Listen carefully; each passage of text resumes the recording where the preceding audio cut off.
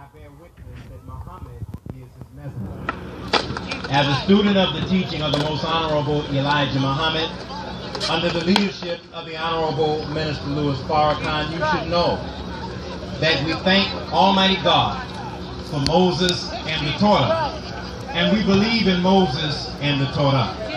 We thank Almighty God for Jesus and the gospel, and we believe in Jesus and the gospel.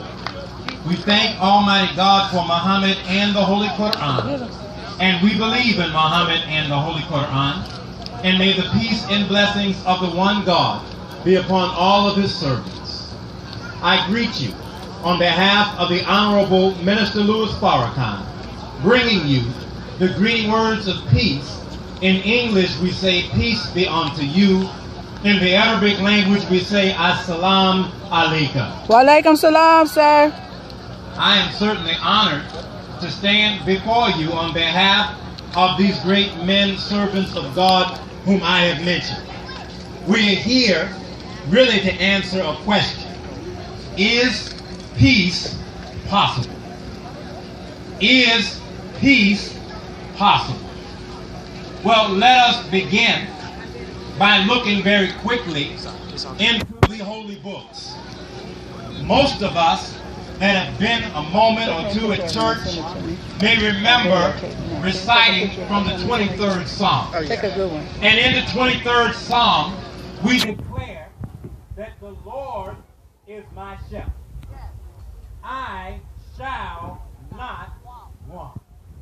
Now, right off the top, let's just disabuse us of conflicts that may be in our mind. I am a Muslim. That's an Arabic word. It only means to obey God. So by faith, Jesus obeyed God. By faith, Moses obeyed God. By faith, Abraham obeyed God. In fact, there's a place in the book of the Muslims, the Holy Quran, where we're guided with this wisdom that declares for us that he who forsakes the religion of Abraham makes himself a fool. What was his religion?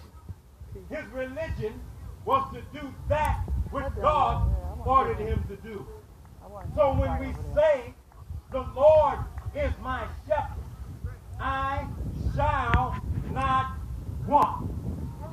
In other words, as the Honorable Elijah Muhammad taught us, that there is nothing that we can conceive of, that we have not the ability to achieve. So when we ask the question, is peace possible? Another way of raising that question is, can we as a community achieve peace? Well, peace is the fruit of justice. Peace is the consequence of justice. Where there is no justice, there can be no peace.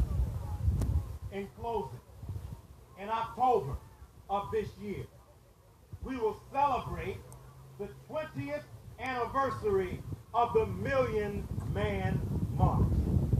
And anybody that ever raised the question, is peace possible? I want you to think back with me to October the 16th, 1995. If you're not acquainted with the date, Google it.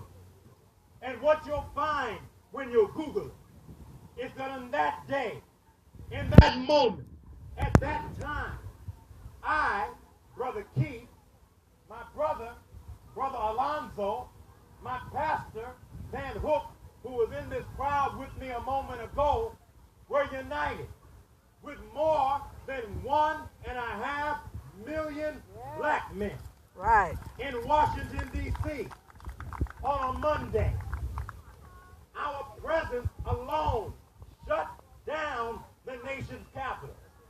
When they heard that we were coming, they were so frightened that our demand for justice would mean that we were going to take it on that day, that the Congress shut down. Now you have to know the Congress is not a very peaceful group. Right. America has been at war nearly every year of its 200+ plus years of existence. So the same Congress that authorized an unjust war in Vietnam, when they learned that we were coming, were so frightened of what we would demand that they shut down and gave us the nation's capital. The president got out of town and had the nerve, President Clinton did, to give a speech in Texas, of all places, about race relations, while 1.5 million black men were in the Mall of Washington, a city with a population of 400,000. In other words, we dwarfed the city's population. Yeah. The judge chambers, the Supreme Court justice shut down. Don't mess up my tape. In fact, perhaps the most famous million-man marcher was a young brother inspired by the call of the Honorable Minister Louis Farrakhan to come to the Million-Man March. And he was so moved by what he experienced there, he decided he would enter political life. That young brother is now our president, President Barack Obama. So the next time somebody asks you what did the Million-Man March produce, you tell them that it gave us our president. It produced the only population in America that increased in its voter participation, which came out in the next election, which was the black male voting population. You tell them that there were 25,000 black children in need of adoption at the Million-Man March. And because of the inspiration and instructions given at the Million-Man March, more than 25,000 applications went in to protect and to love black boys and girls that were waiting to be adopted. Oh, and by the way, on that day in Washington, D.C., it looks very much like Oakland, with 400,000, almost all black people living there. On that day, there was not one arrest and one crime committed in the city of Washington, D.C.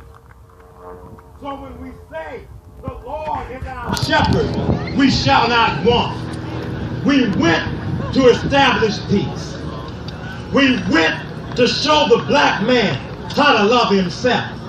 We went to say to our families, many of us have failed you, and we need to improve ourselves so that we can be better men for you, better husbands for you, better fathers for you. So it was called the Day of Atonement, Reconciliation, and Responsibility. Bloods and Crips stood on the stage together and declared a truce that lasted for years in Los Angeles, pledging to stop shooting and killing one another before 1.5 million black men, to encourage them to make and to keep their word, and they did. Dear family, is peace possible? Well, we proved on that day it is. So we called that day a glimpse of heaven. Now we return. 10/10/15. October 10th, 2015, we return for the 20th anniversary of the Million-Man March. Is peace possible? Well, in order to have peace, we must know justice. I'm here speaking behind my brother, Uncle Bobby, the uncle of Oscar Grant, who, while Johannes Messerly was for the first time in California history convicted for a police officer involved murder and sentenced to a short and a light sentence. While history was made, victory is not yet secure. Right. Because Oscar is not alone. How many of our people have been shot down without a camera? In fact, every 28 hours or less, somebody is killed by law enforcement. So we don't actually like to say, hands up, gun down. If I put my hands up, it's so that I can defend myself and take your gun if I have to do such to protect my life. Because the Lord is my shepherd. He gave me my life, and he's giving me the right to defend my own life. You all agree with that? Yeah. And so, family, as we close, October the 10th, we return to Washington. But the theme this year is justice, Or else. justice, Justice. or else. All right. When I say justice, you say or else. Justice, Or else. justice, Or else. justice. Or else. 10, 10, 15. And in closing, peace begins at home. So I want you to shake the hand of the brother or sister next to you. And make sure that if we have any difference with one another, that we settle our differences and learn to love and grow together in unity. As Uncle Bobby said, our unity is the greatest weapon at our disposal. Yes. And we cannot make a demand on government to treat us right if we haven't agreed to treat one another with love and respect. May God bless and keep you. Have a wonderful Saturday as I greet you all in peace. Assalamu alaikum. Alaikum salam. All right now.